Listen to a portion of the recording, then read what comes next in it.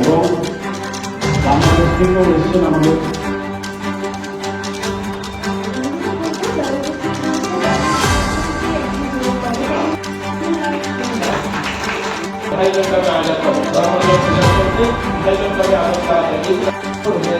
हमारा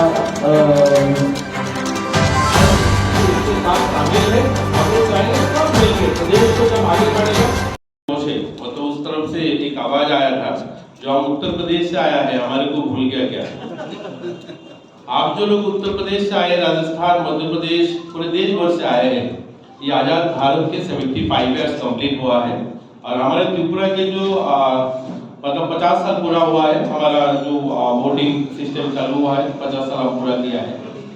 आप लोग एक बार सोचिए, जो ये हमारा जो हम त्रिपुरा में रहते हैं या नॉर्थ ईस्ट में रहते हैं, हमारे यहाँ के बच्चे, हमारे यहाँ के जो लोग हैं दिल्ली जाते थे, हम यहाँ से जाने के लिए पहले 24 घंटा बास करके जाते थे गुवाहाटी में, गुवाहाटी जाके स्टेशन में 6-7 घंटा बैठते थे और वहाँ से भी नॉर्थ ईस्ट, ब्रह्मपुत्र, काफी सारे ट्रेन पूरे देश भर में जाने के लिए होता था। तो हमारे लिए देश कितना दूर था, मतलब हमारे कैपिटल हमारे लिए कितना दूर था, वो थोड़ा सा आप लोग रियलाइज करें। आज आजाद भारत के 75 ईयर्स कंप्लीट जब हुआ है, अभी 1 साल पहले हमारा प्रदेश से दिल्ली राजधानी जाता है, उसके लिए टाइम कितना लगा है? उसके लिए 74 ईयर्स लगा है, जो त्रिपुरा के लोगों को लगने लगा है जो देश के कैपिटल भी हमारा है और हम जा सकते हैं। वो किसने किया? मोदी जी ने किया है। मतलब 1964 धर्मनगर में रेल आता है और 1964 के बाद करीब 30 साल लगता है कुमारघाट रेल आने में, 30 किलोमीटर आने में, मतलब हर 1 किलोमीटर आने के लिए 1 साल टाइम लगा है। और 2014 के बाद जब प्रधानमंत्री नरेंद्र मोदी जी गवर्नमेंट में आया है, उसके बाद 2014 से 2019 के अंदर 400 किलोमीटर ब्रॉडगेज रेल बनता है, रास्ता बनता है और 18 ट्रेन हमारा त्रिपुरा से अब देश भर में जाता है। ये परिवर्तन हुआ है, ये बदलाव आया है। देश आगे बहुत बढ़ चुके हैं। अभी देश में सिर्फ सैटेलाइट बन नहीं रहा है, आज कोविड वैक्सीन नहीं बन रहा है, लड़ाई के जहाज बन रहा है। हमारे देश के युवाओं ने पूरा दुनिया भर के आज बड़े जितना कंपनी है, बैंकिंग सेक्टर हो, सॉफ्टवेयर सेक्टर हो, पूरा देश भर में हमारे यहाँ के युवाओं ने उसी जगह पे टॉप जगह पे बैठे हैं। एसएसबीसी बैंक हो, आईसीआईसी बैंक हो, ऐसे जितना सारे दुनिया के बड़े बैंकिंग सेक्टर हो, उसका आप सीईओ देखेंगे तो भारत इंडिया लोग टॉप पे युवा लोग बैठा। ये परिवर्तन हुआ है देश में। लेकिन अभी जर्नलिस्ट जो आप लोगों का जो यहाँ पे कार्यक्रम है, सिर्फ आप लोगों को एक दो बात में बोल के खत्म करूंगा। इसलिए जब भी कवि और साहित्यिक जो लिखने वाले और जर्नलिस्ट होते हैं ना, तब बोलने वाले के भी पैर क्या करूं, मतलब हिलते लगते, क्या बोलूं, क्या कल लिख जाए।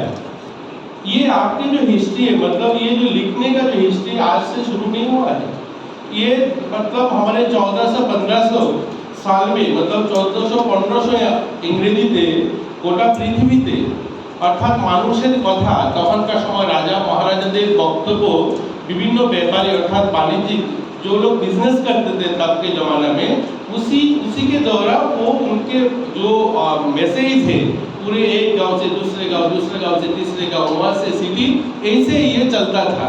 उसी से शुरू हुआ है ये जर्नलिज्म, मतलब वो जो बोलने का और लोगों को जो मैसेज देने का, उस टाइम शुरू हुआ था। क्या राजाओं को जो मैसेज है वो जो बिजनेस करने वाले, फेरी करने वाले हैं, उनके थ्रू वो जाते थे। बाद में ये क्या हुआ? बाद में ये बदलाव आया है।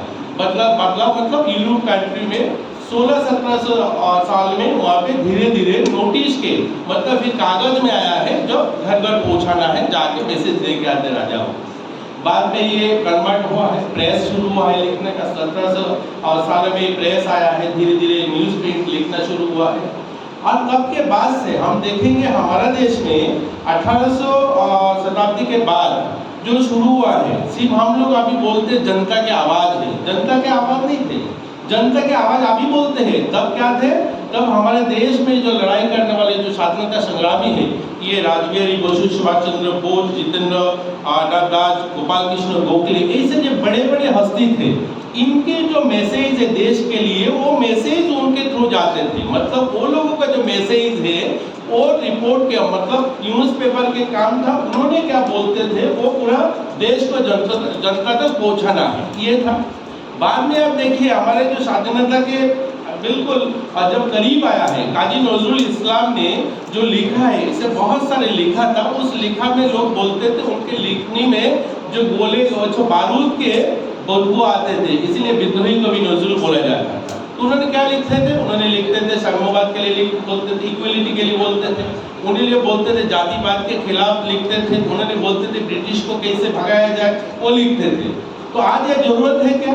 आप लोग सब लोग बहुत इंटेलिजेंट लोग हैं, देश भर से आए, आप बताइए उसी विषय आज लिखना जरूरी है? आज उस विषय जरूरी नहीं है, इसलिए तब ब्रिटिश था, तब शोषण था, तब जातिवाद ज्यादा था, इसलिए वो लिखा जाता था। आज क्या प्रॉब्लम लिखना है? आज हमारे यहाँ पे सबसे बड़े प्रॉब्लम, आज वाटर लेवल नीचे जा रहा है।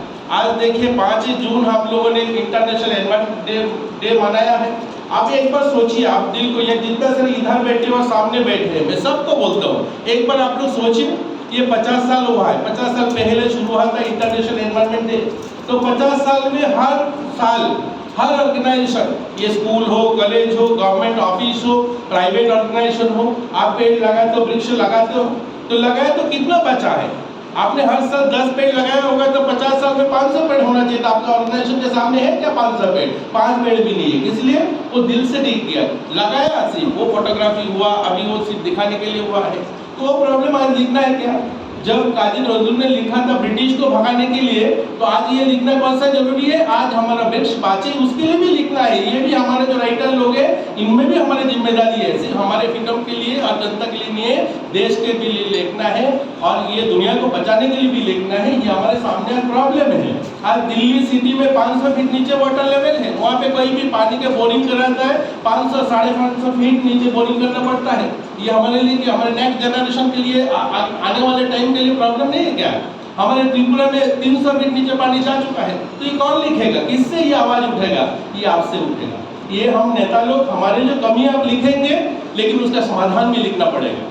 उस कभी ये जो हम लोग जो सोचते हैं, आपके जो एक लोगों के मन में जो भावना है सांबादिकों के लिए, जो इतना रेस्पेक्ट है, जो इतना लड़ाई, इतना आज़ादी के लिए आप लोगों ने इतना काम किया है, सिर्फ आज हम लोग बोलते हैं जो सरकार के नेगेटिव साइड उठाने के लिए, ये नहीं है। ये तब सरकार बनाने के लिए, देश से ब्रिटिश को भगाने के लिए भी आप लोगों ने साथ दिया है, सांबादिकों ने साथ दिया है, इसलिए आप लोगों के जो सम्मान है वो भी बरकरार रहे।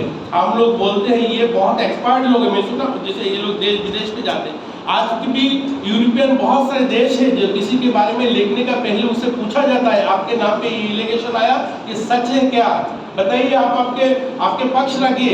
आज के डेट में हमारा बहुत सारे, मैं नहीं बोलता हूँ सब लोग करते हैं, लेकिन बहुत सारे रिपोर्टर लोग ये पूछते नहीं है कि आपके नाम पे एलिगेशन आया है, आप बताइए सही क्या? कोई भी कुछ लगा सकते हैं। तो इसीलिए हम भी हमारे जब ये जो लिखनी और हमारे जो सम्मान है उसको भी बरकरार रखें, तभी ये जो सामाजिकता जिससे शुरू हुआ था देश के आज़ाद के लड़ाई के लिए सिर्फ नहीं है, हमारे जो सभ्यता, ये जो परंपरा शुरू हुआ है, ये भी बचे रहे, मतलब निरंतर रहे, उस दिशा से आप जाए। मतलब हिंदी मेरा थोड़ा खराब है, हिंदी बोलने की कोशिश करोगे तो हिंदी वाले ज़्यादा समझने वाले हैं, तो हमारे सबके कोशिश रहना चाहिए। हमारे प्रदेश में अब आप लोग आए, मेरे को बोलने में कोई हिचकिचाहट नहीं है। आज हम जिस प्रॉब्लम में चल रहे हैं, आज हम लोग बोलते हैं बंगालियों में बहुत साहित्यिक है, बहुत राइटर है, बहुत लिटरेचर ज़्यादा है। हम लोग बोलते हैं कल्चरली हम लोग रिच है, लेकिन हमारे आप देखेंगे तो छोटे बच्ची का विवाह ज़्यादा होता है। देश में आज हम लोग सेकंड पोजीशन में आए, इसका बदलाव कौन करेगा? उसके बदलाव के लिए ये जो बैठे हुए लोग, ये सब लोग उनका लिखनी में आना चाहिए है, ये इसका भी बदलाव आना चाहिए। आज छोटा सा प्रदेश है जहाँ पे 40 तक लोग बसते, हम लोग करीब 60,000 से ऊपर दिव्यांग लोग हैं। बच्चे जन्म हुआ है, क्यों हुआ है? ये एक दिन में नहीं हुआ, धीरे धीरे ये हुआ, इसलिए जो बालिका विवाह है उसको भी बदलना चाहिए। तो ये सब कुछ, ये जो आप लोग इसी एक और मतलब आपके जो प्लेटफॉर्म है, ये समाज को सुधारना भी है और सरकार को दिशा में सीधा चले उसके लिए भी करना है, और उसका समाधान भी आप लोगों से आना है। इसलिए आप लोग बोलते हैं, लोग बुद्धिजीवी बोलते हैं, आप लोग बोलते हैं समाज के दर्पण बोलते हैं, आप लोगों से हम मीडिया जो उसके समाज के दर्पण बोलते हैं, इसलिए बोलते हैं। आपको बोला जाता है जो हमारे जो 4 स्तंभ है गणतंत्र के, उसके एक स्तंभ आप लोगों को बताया जाता है, इसलिए बताया जाता है सिर्फ आप लोगों को लिखना नहीं है, कागज और पेन नहीं है, आप लोग सरकार और समाज को सीधा दिशा में चले, उसके लिए भी आपकी जिम्मेदारी है और आप लोग करते हैं, इसलिए आज इतना आगे बढ़ा, देश बहुत आगे जा चुके हैं। हम उम्मीद करते हैं ये 2 दिन के जो सेमिनार है यहाँ से बहुत अच्छा डिसीजन होगा, ये समाज के हित में भी होगा, आप लोगों के भी हित में होगा। और सरकार यहाँ पे हमारे जो प्रणब दा है उन्होंने बताया है, सरकार हर टाइम हमारे यहाँ पे मीडिया भी आज पहले जैसे मीडिया था आज वो मीडिया ऐसे नहीं है, ये एक रोजगार भी के जरिया भी है। आज बहुत लोगों का एम्प्लॉयमेंट भी इसमें जुड़े हुए हैं, बहुत सारे लोग इसमें शामिल है। पहले क्या होता था 2-3 मीडिया हाउस था, आज ऐसे नहीं है। आज सोशल मीडिया के प्लेटफॉर्म में भी हजारों युवाओं का रोजगार यहाँ पे हो रहा है। तो ये सब मिलके ये बहुत बड़ा प्लेटफॉर्म है और इसमें से अच्छा कुछ निकलेगा और हमारे प्रदेश के लिए भी अच्छा होगा, देश के लिए भी अच्छा होगा। सब लोगों को सुप्रभात बोलता हूँ, सबको सबके अच्छा रहे ये कार्यक्रम। आप त्रिपुरा में आए बाहर से जो लोग, उत्तर प्रदेश के जो भाई है उनको मैं मतलब हार्ट करने के लिए नहीं बोला, जस्ट एक फीलिंग के लिए बोला है। जो हम ये प्रदेश आज़ाद भारत के 75 ईयर्स बाद हम लोग त्रिपुरा के जो युवा है और त्रिपुरा के जो लोग हैं, लगा जो हम लोग जहाँ देश के ये जो स्वाधीन भारत के हम भी एक हिस्सा है, इसलिए इतना दिन लगा। ये ट्रेन आज से और 50 साल पहले भी आ सकता था, हो सकता था, ये काम हुआ नहीं, इसलिए कभी ये लोग सोचा भी नहीं जो नॉर्थ ईस्ट का भी डेवलपमेंट हो। आज मिजोरम हो, मणिपुर हो, नागालैंड हो, हर प्रदेश में रेल कनेक्टिविटी किया। एक प्रदेश को आगे बढ़ाने के लिए रेल बहुत इंपॉर्टेंट पार्ट है।